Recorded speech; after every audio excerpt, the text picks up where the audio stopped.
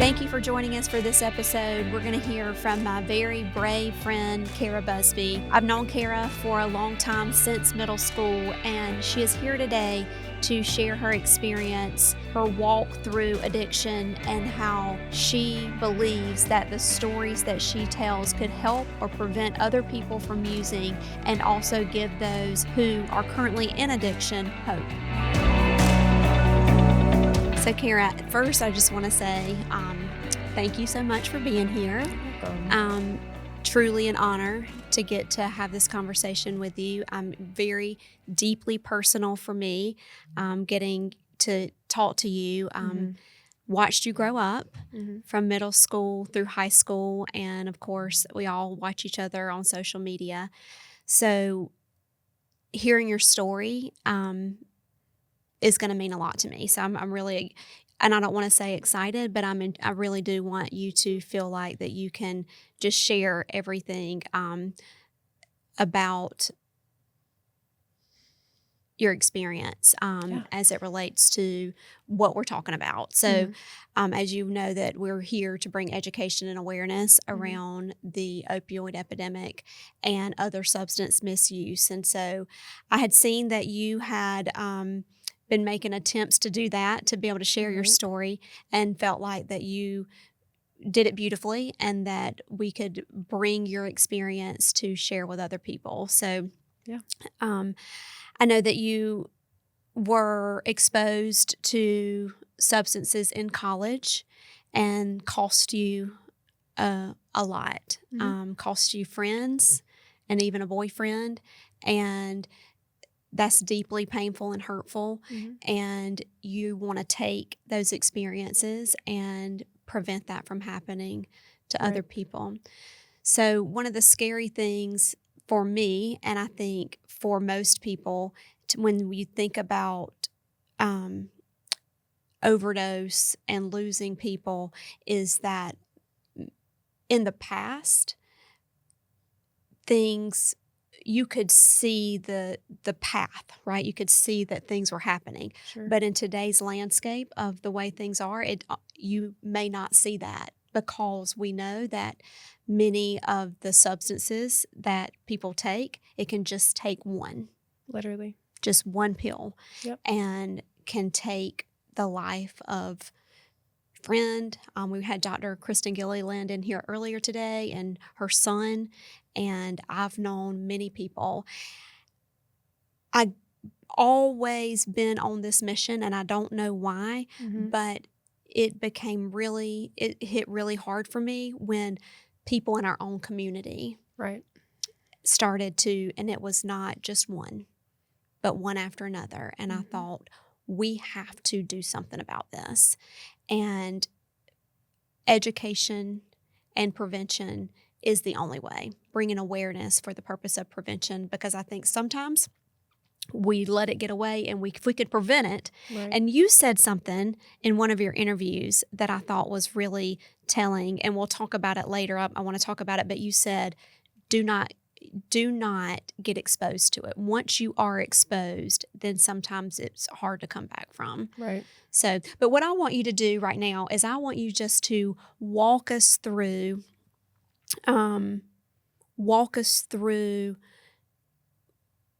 your experience. So it started in college, like I said. They call it the gateway drug, just smoking some weed with some certain friends. And then over a course of maybe a year or two, I was just getting introduced to more and more harder and harder types of ways to do it, substances, people, and within 2 years, I had lost someone, was at a funeral for him. And then not even 2 years after that, another one. And then not even after that, a year after that, I was almost the one who died. So it just got bad quick. So it started with like going to parties and drinking, and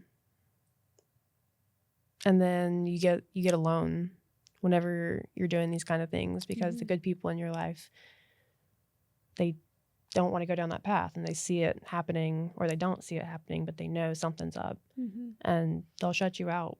It's pretty easy for a lot of people to do that. So you say marijuana is where it started. Yes.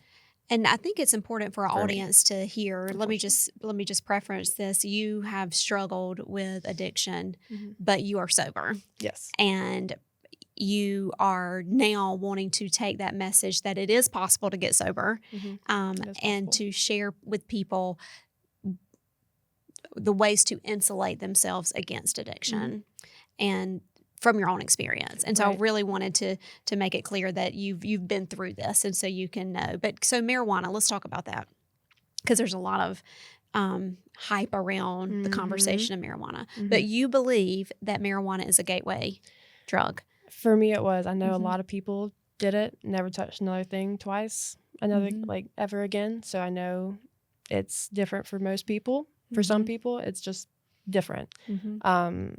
Nowadays, the strains are way stronger than 10, 20 years ago, even when it comes to marijuana. I mean, everything nowadays is just way stronger. And the way that everything is set up, it's hard to not fall into the trap of it all. So you feel like that maybe using marijuana or smoking marijuana desensitized you in some way, that allowed you to, okay, I was okay with this, so I'll try something different. And you're so young, you think nothing bad's going to happen to you. Yes. So what was the next thing? What did marijuana lead to? I guess I was at some parties and we were drinking, and then Xanax was next.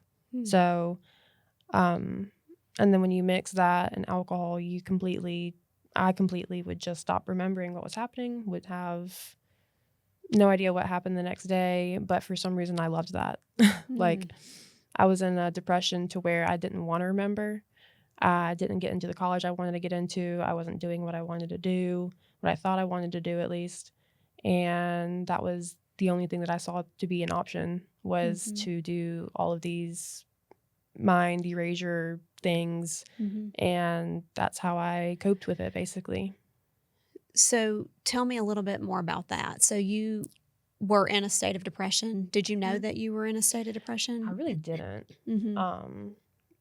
Because you don't necessarily, the signs aren't clear, and until you start realizing, what have I been doing? Like, what are my actions recently? And I was skipping school. I was missing class, missing tests, not studying. There was no structure in my life like I used to have. I didn't realize that I really needed that structure until recently, I would say. Being able to have a set schedule, having days that I do my laundry, having days that I will lay outside in the sun, and just days I get my nails done, like a schedule, a calendar, basically. And I just wasn't doing anything for myself except for doing drugs. But so marijuana, then drinking with Xanax. And was the Xanax that you were using, was it prescribed to you or was it somebody else's? I have no idea where I was getting it. Don't even remember. You don't even know. Right. And so then from drinking mixed with Xanax would help you to numb whatever that depression was, whatever was causing that. Right. And then COVID happened. Okay. So I quit going to school, was waiting tables for cash. So, money was pretty easy to get for whatever I wanted. And then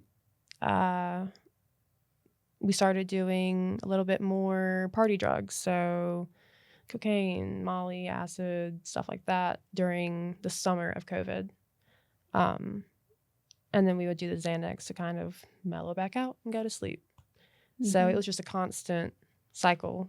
And then October of 2020 is when My boyfriend had passed away.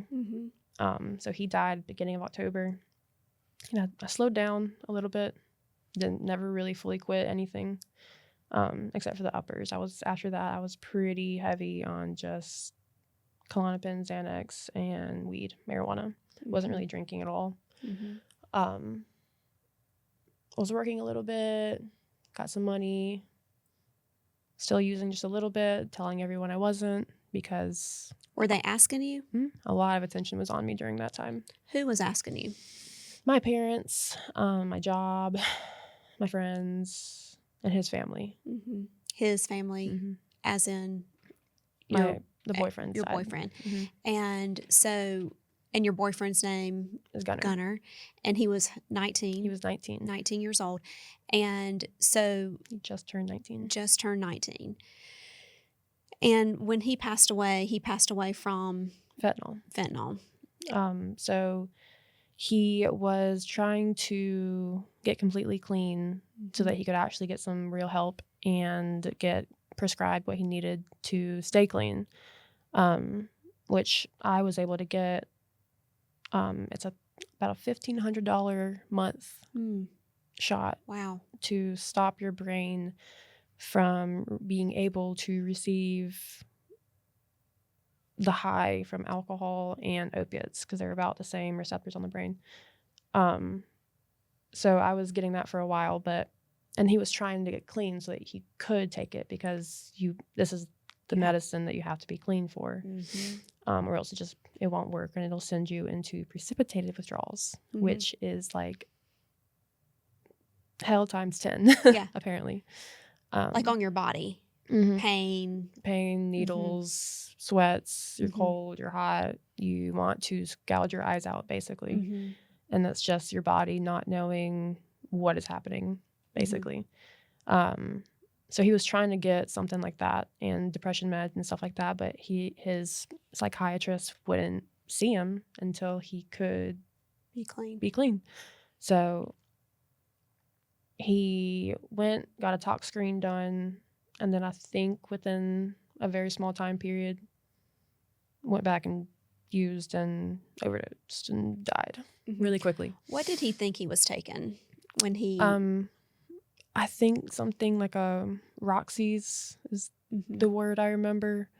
They're also known as the color blues, just because they're little blue pills. So no one really knows. But it was counterfeit. It wasn't obviously it was, Right. And so Oxycontin. Okay. That would be something...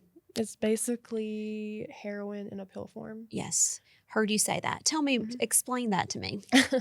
So fentanyl is 50 times more potent and strong than heroin, and it's 100 times stronger than morphine. And morphine is a end-of-life hospice drug to help you die. So the fact that this is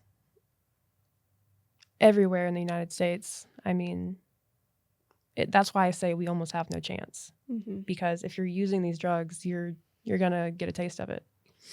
So let's back up and talk about non-counterfeit. So I think that's where you were saying in one of your interviews that if somebody were to get an injury and they were to be prescribed an opioid, that small exposure is also a gateway. Could be if it's mismanaged or you don't have the right information behind it, or the parental guidance to know what to do with it could turn into a lifetime dependency. Right. Not locking it up.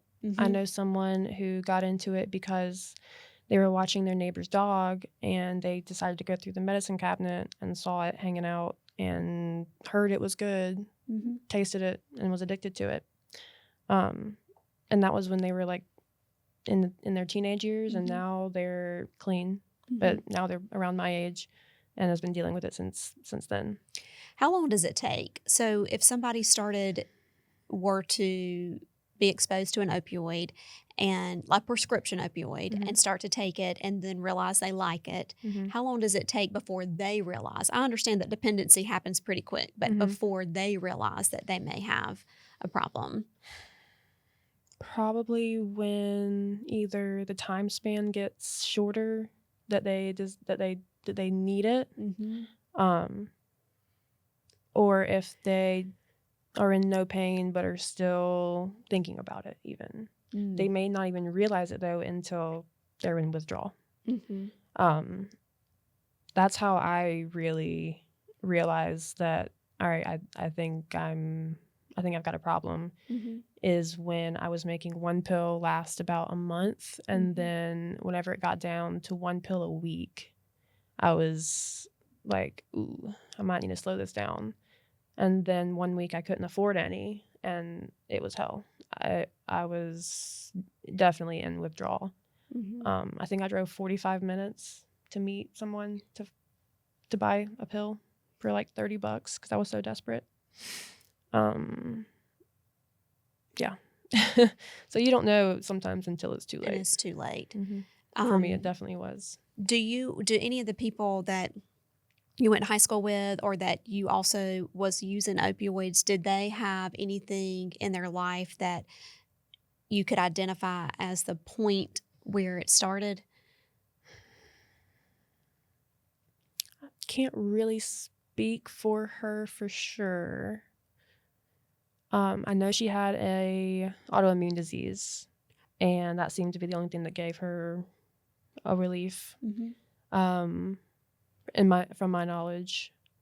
And so she started young, with the partying and going out and just trying to find relief somewhere else. We were usually right next to each other towards my junior year. She was a year older than me, and her senior year. And then whenever I moved to college, to Clemson, is when we got really close. So around when I was 18, 19, 20, 21, we were pretty close. Because that is the message that, and not specifically what you just described, but that we really trying to educate students, parents, coaches, the community at large on the risk and dangers of prescriptions. Because I think a lot of times, and we know this to be true, that when something is prescribed to us, it's safe. And if people don't know, they just don't know. And then, but it's really for the purpose of treating an acute issue. Right. And then it turns into a dependency, and then into greater things. Right. And so that is the message that when we go into high schools, we're like, we want you guys to know that if you are prescribed any one of these, that it is highly addictive and should be used with caution. Xanax, Klonopin, Yes. Adderall. Yes. Down to pain pills, all of it. So let's talk about Adderall, because that scares me as much as the opioids, because I feel like people do think that it is no harm. It's meth. It's meth. It's the same compound. A little bit safer, of course, because it's not in some lab down under some basement, but it's the Dex whatever amphetamine. It's all the same compound. So it's all in how you take it and the dosage, of course. Yes. But I have mixed feelings about Adderall for sure. You do. So when people take it as prescribed, it's necessary for people to modify behavior in some capacity. Yes. Is when it's used as prescribed, it serves a purpose. Yes. But one of the key messages, and one of the things I find that it's really hard for people to think about, is the difference in misuse and abuse. Because for years, since the 80s, we've been told just to say no, and we've been focused on the addiction side, the abuse side, and not considering that the preventative side. Yeah, the misuse. Like when that happens, it turns into addiction. Exactly. So if we can get it on the front end, the preventative side, then we don't have to worry about the other side. Right. So as we were speaking about Adderall, with the rigors of life, the rigors of, and when we talk to student athletes, we talk about the rigors of training and just how life puts so much pressure on us to do so big, much. bold things. Right. And so these pressures we put them on ourselves, we put them on our children, we put them on our students, we put them on our friends. And So it's not even about escaping. Sometimes it's about escaping, but it's about keeping up. Yeah. And so you have this drug that helps you to do this because life has put the pressure on you to do it. And you're danged if you do and danged if you don't. Yeah. And so you misuse. I remember thinking whenever I was up on something, like, how does anybody not do this? Yes. And now that I'm not in that mindset, it's like, oh, it's possible. Like, I don't have to be jacked up all the time or completely unable to remember things all the time. Like, I don't know. It's crazy. I just remember thinking, like, I don't know how I would ever not do XYZ in my life. You said something in one of your videos that they were praising you for what you're doing and for being bold and for being a success story. And you said, I don't really see myself as a success story. And I'm thinking, Kara, you are all of a success, but you said that you felt like you were surviving but not thriving. And I equated that to the pressures that the world tells us that are on us. Yeah. But you are thriving. Thanks. Why does that make you cry? I don't know. Just because, I don't know. I don't see the end yet of the tunnel. Like, I don't know. I'm not there yet. And then we just lost somebody who had like 3 years. So,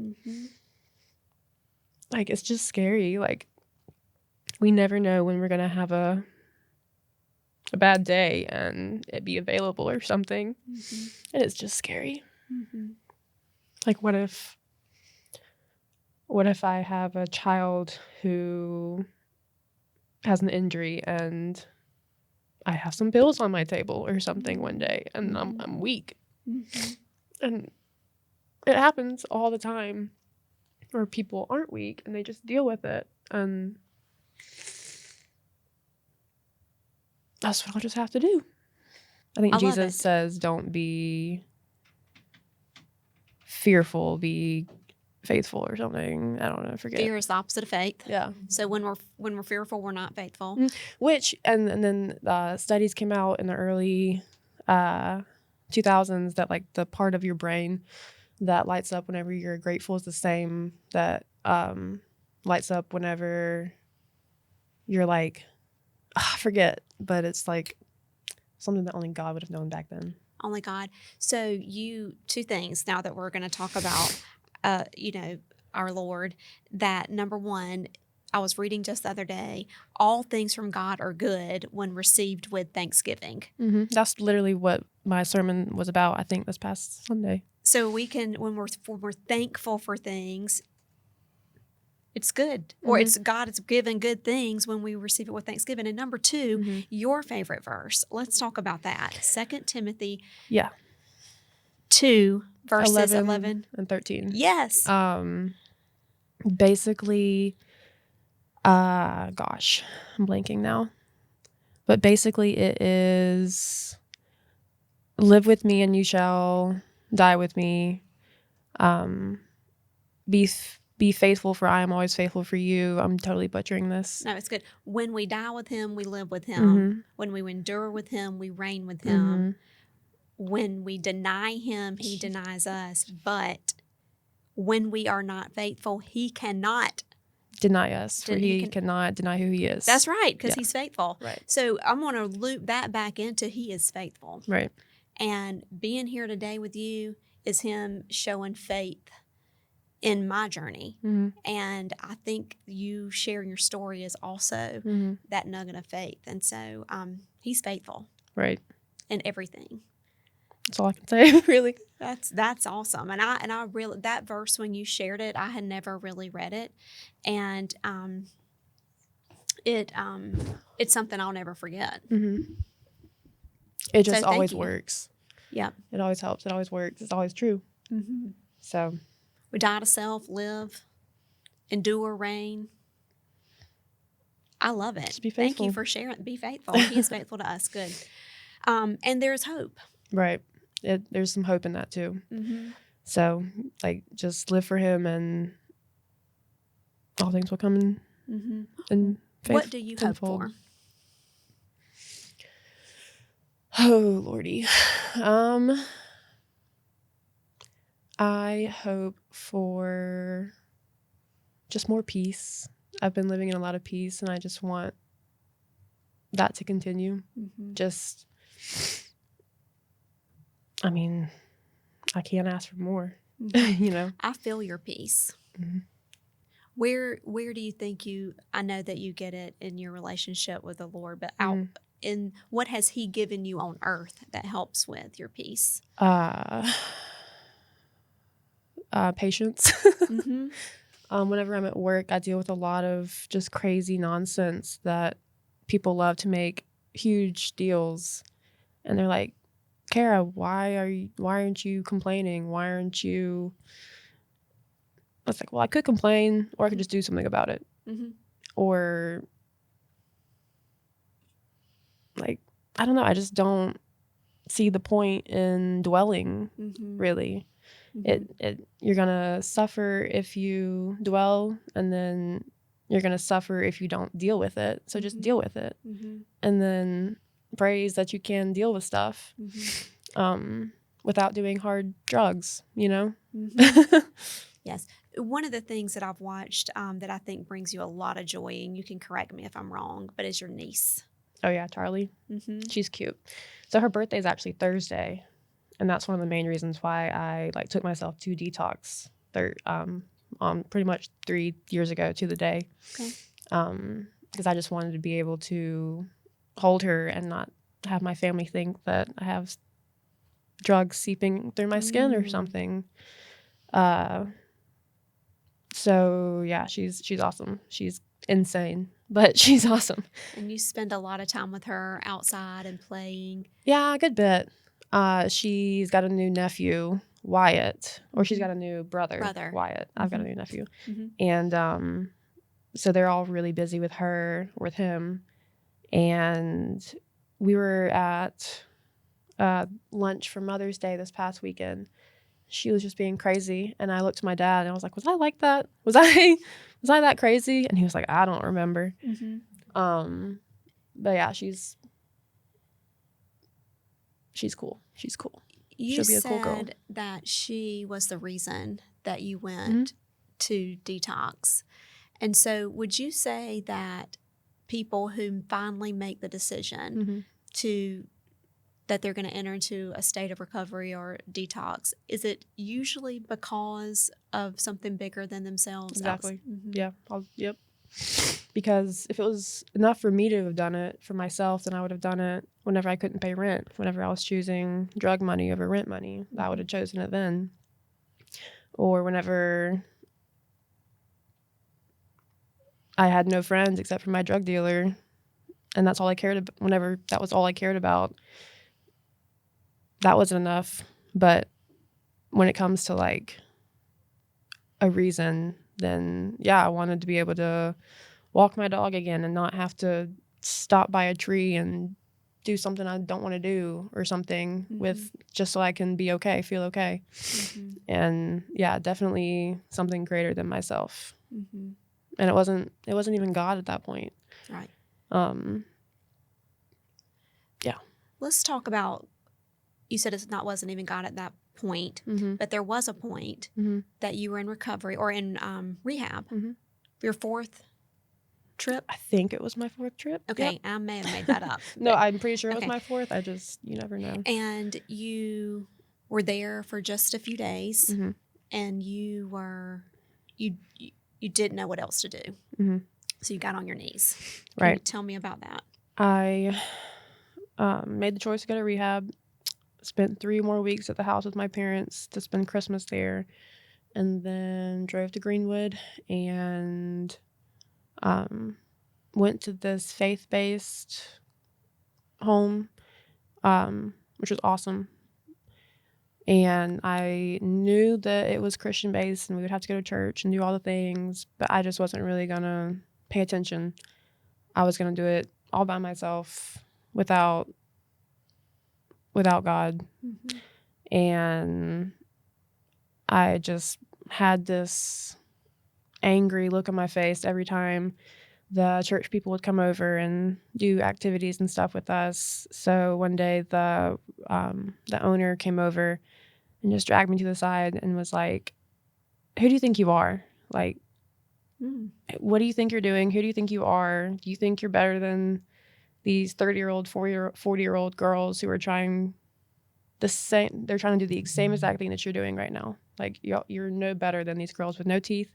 You're no better than these girls with no cars. Mm-hmm. And if you think you can do this some better way than these girls think that they can, obviously you can't because you tried." Mm-hmm. Something along those lines. Mm-hmm. Really ticked me off. So I say, screw this. I go to my room and I'm the only one in there. And I was just like, fine, I guess this is like my last try, my last shot. I'll try this God thing. So yeah, I remember I hit my knees and I was like, I'm done. I don't want to feel this way anymore. I am giving this to you, all the things. Mm-hmm. And nothing changed in that moment, you know. I was just like, all right, whatever. I'm going to bed. So I just went to sleep. And then I woke up the next day and I just felt a little bit lighter. And it was Saturday morning, so I was able to sleep in before we had activities. So then we would do our stuff, which was like an awakening. Every morning we would meet and do our prayers and our mantras and stuff like that. And so I actually prayed that morning silently or whatever. And so it was just like slowly, but over the next 4, 5, 6 weeks that I was there, I just felt like I was completely okay with God doing it all for me. You know, like, why would I try this whenever he can do it for me? Mm-hmm. And so once I allowed that to happen, it got so much easier. Mm-hmm. And I was listening to gospel music on my way home from rehab. So, and that was different. Yeah. You had not done that before. Not since high school. Mm-hmm. Mm-hmm. So, when we are weak, he is strong. Mm-hmm. And you called on his power, Mm-hmm. and it helped. It's like the exercise where a dad and a daughter will go out in the woods with the daughter blindfolded, and the daughter only has to ask for questions, and the dad can't say anything unless she's asking for direction. So, like, he's there, you just have to ask for direction. Yes. That is so powerful. Mm-hmm. And I always like to say that, like, I was running from God, but like he's faster. He's faster. And he was always right there the whole time. So I just had to turn around and be like, all right, your turn to take over. And then he did. And so that's what happened. That was it. Now I came back to work, and I was talking about God at work, reading my Bible at work, and everything just got better slowly, but it did. Mm-hmm. And that was 2.5 years ago. What would you tell somebody else, 18 years old, going to college, and they're introduced to a joint for the first time? If you're standing there with them as the adult now, Mm-hmm. how would you handle that with them, with it being understanding that they're not going to listen to what you say? So what do you say? How do you approach that? You almost want to... I can't say that. I was going to say something bad.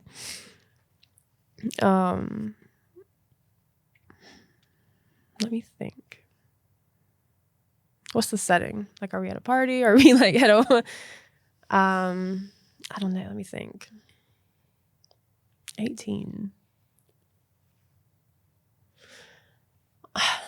Does it happen in that moment, or does it?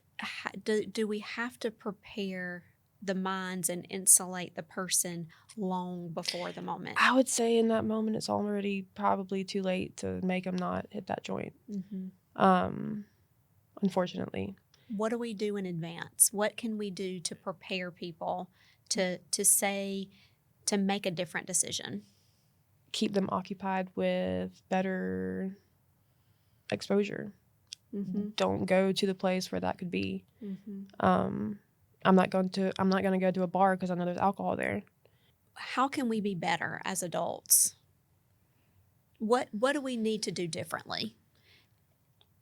Understanding that everybody makes a choice. We get it. I get that. But what can we do to stack on top without adding extra pressure, without raising the expectation to unrealistic levels, to be that source of information that equips them to know that is not going to lead to anything good?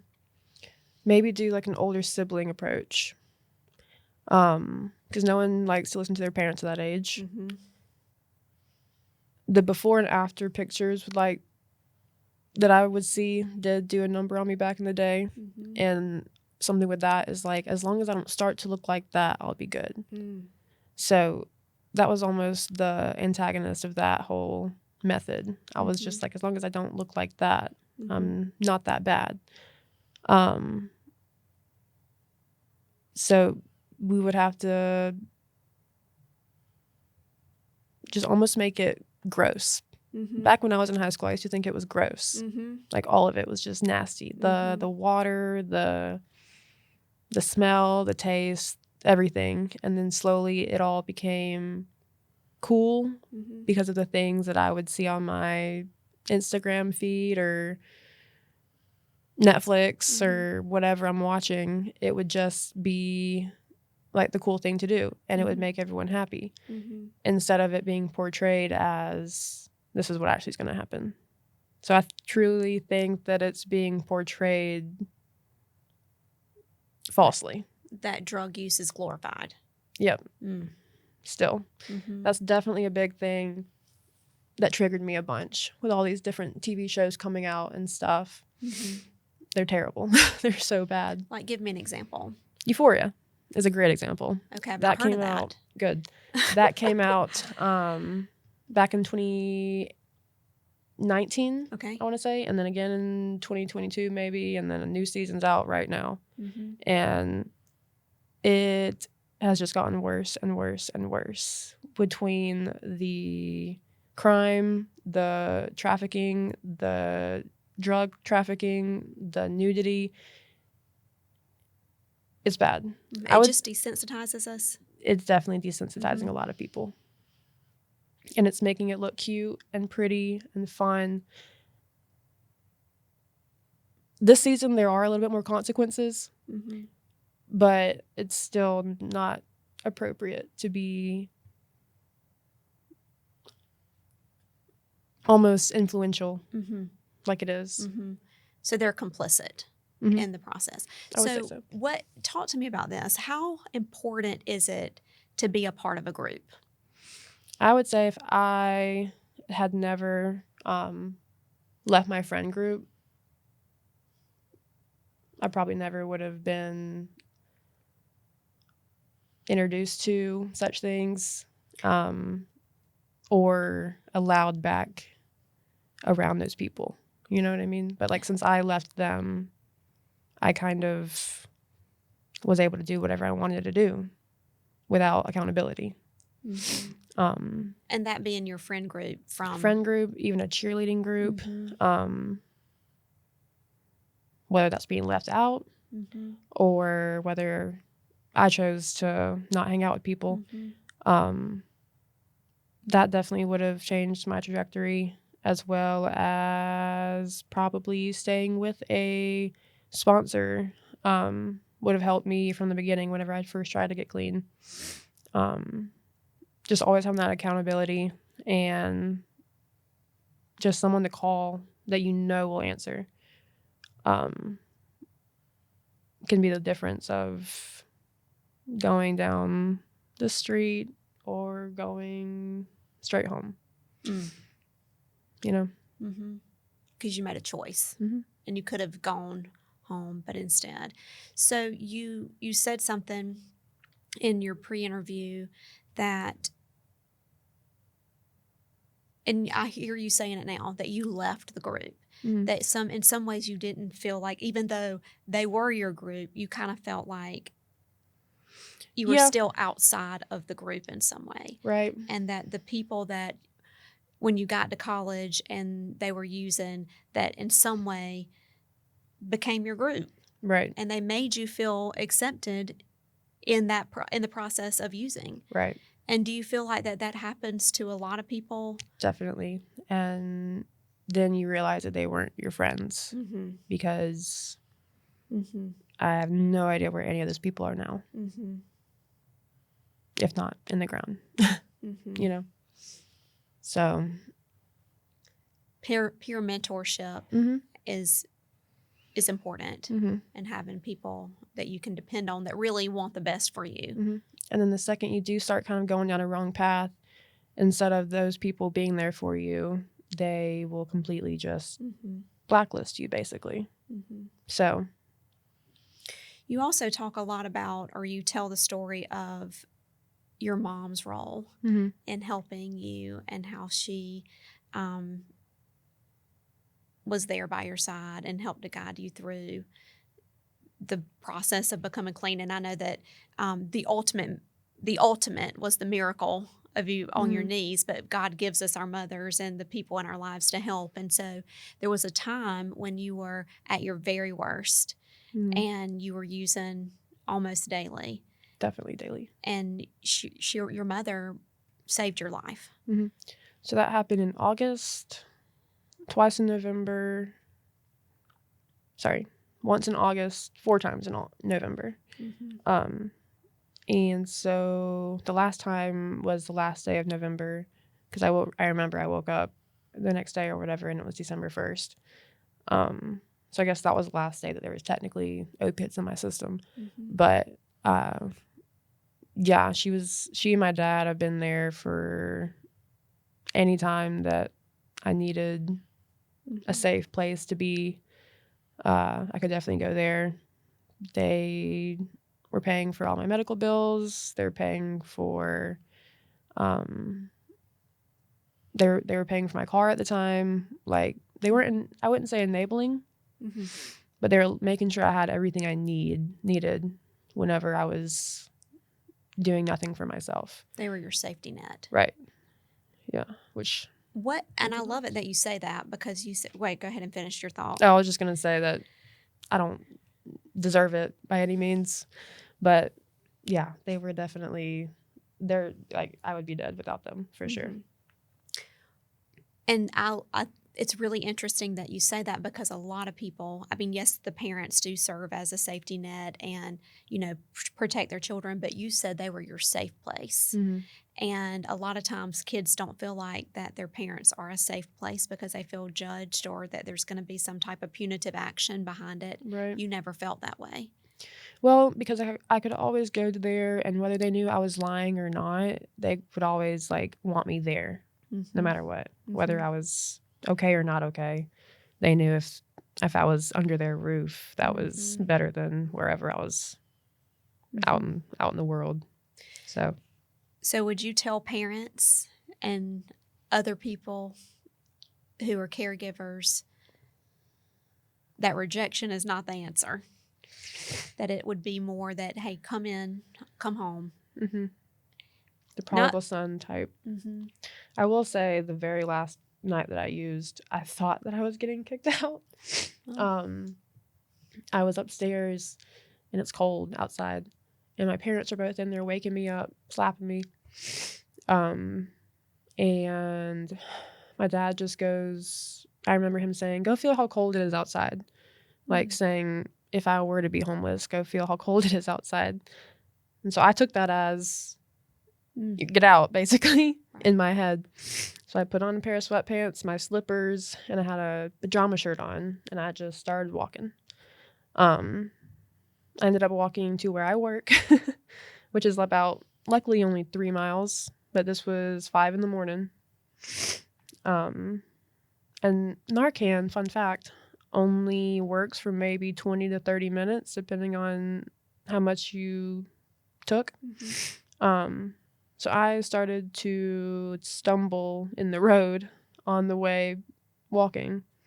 Finally, I made it there and then just passed out in the break room. Luckily, it was a Friday and no one really works on Fridays, so I was able to just go. I obviously told my boss what was happening. But yeah, so I didn't have my phone or anything on me. My mom actually started driving and she saw me on the road before I got to the gym and was like, get in the car, let's go home. So even then, they'll come and get me. And I was I'm 22, 23 years old at this point. I should not be doing that kind of stuff. But yeah, so they're definitely always there. So you were at the gym that's open 24 hours a day, and Yes. you had walked into there, yeah. And then your mom came to get you again. Yeah. Took you home. She didn't. I went home with a coworker for the weekend because Okay. I was scared. I thought they had kicked me out still. Okay. But finally I went home on Sunday, I think, and I was like, I'm going to rehab. And that's the December that you admitted yourself the day after Christmas. And you've been clean ever since. And it's a miracle. And I'm so proud of you. Thank you. And all that you do. What, from this message that we are giving to everybody, because what we want people to understand is this is not a moral failure. No. That this is bigger than that. It's an ecosystem, an environment that has many tentacles. Right. If you could tell every student, every teacher, every educator, every parent, every community member one thing that you think would be that nugget of information that would remove the stigma, take away any judgment, and serve as insulation and protection for prevention in the future. And that's a loaded question. So dissect it however you want. But what would that be? The hard part is that everyone takes things differently. Something that one of my coworkers at the time said to me was, what are you going to do? Get upset and do drugs over it? And to a lot of people that would hurt their feelings. But I remember that to this day, that no, no, I'm not going to do that. But that really did help me a lot. But I know that wouldn't help most people. I remember this for myself. I remember somebody, and this is a totally different story, but somebody said, Alison, you can run a 5K. And I said, oh, I can? And they said, yes, you can. And so I did it because they told me that I could. But then I had somebody say, you can't run a marathon. And so I did it because they told me that I couldn't. So kind of that mindset, they were telling me one thing, but I'm stronger than that. And thank you for the inspiration to be better. Right. They say, no matter what, if you think you can or if you think you can't, you're right. You're right. Yeah. And so you took that comment and said, no, I'm not. No, show you. Right. And I did for a little bit longer, but then I didn't anymore. Yeah. But I would say there's a million sayings that have stuck with me. The fact that this all will end in one of three ways: jail, institutions, or death. One of three ways. Or pain is weakness leaving the body. I love that. That. And that's funny. Even when I was in my psychosis, that was something that I would say was pain was weakness leaving the body. And my dad was like, yes. Talk about, so the psychosis is when you were actually admitted into the hospital. After detox, during detox. And you were in a ton of pain because detox is painful. Right. And your parents were there. Apparently. Guiding you, coaching you through it. I guess loving you through it. And you said in the middle of that, pain is weakness leaving the body. You were coaching yourself. I guess so.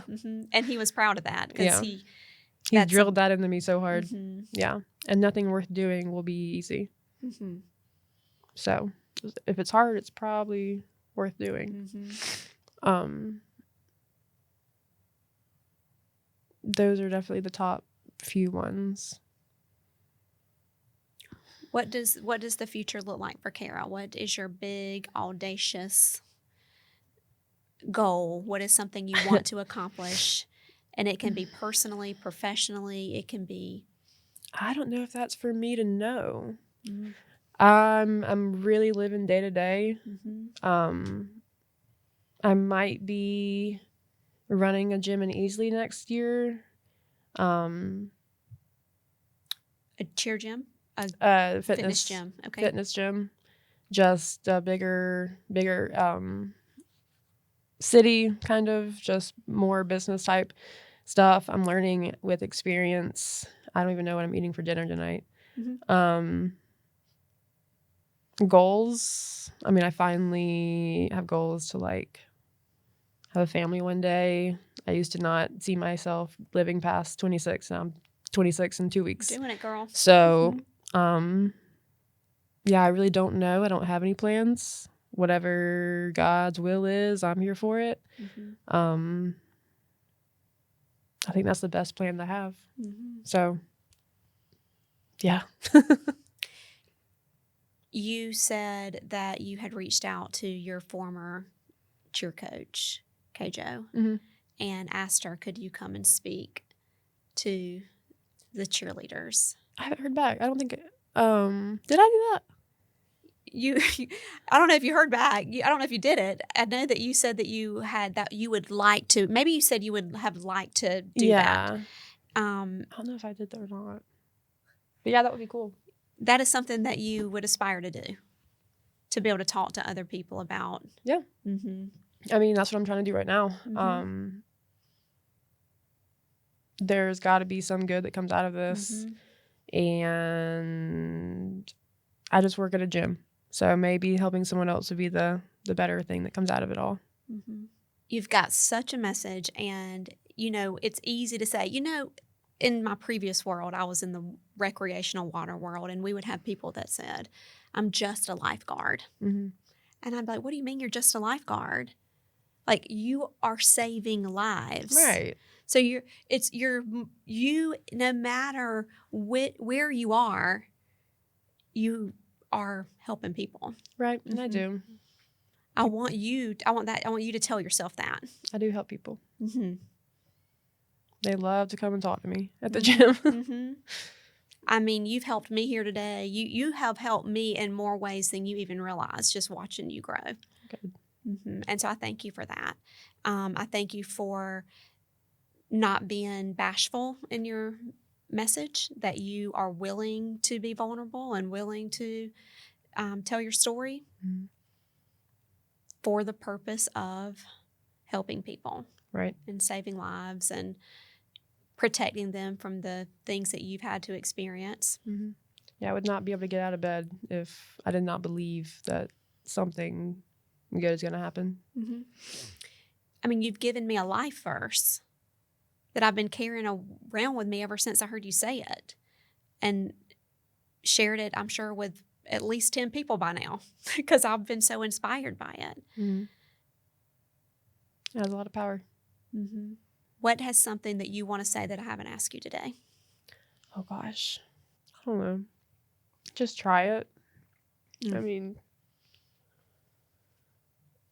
you don't know until you try something. And I never really tried recovery to like its full extent. Like, I never said I'm never doing this again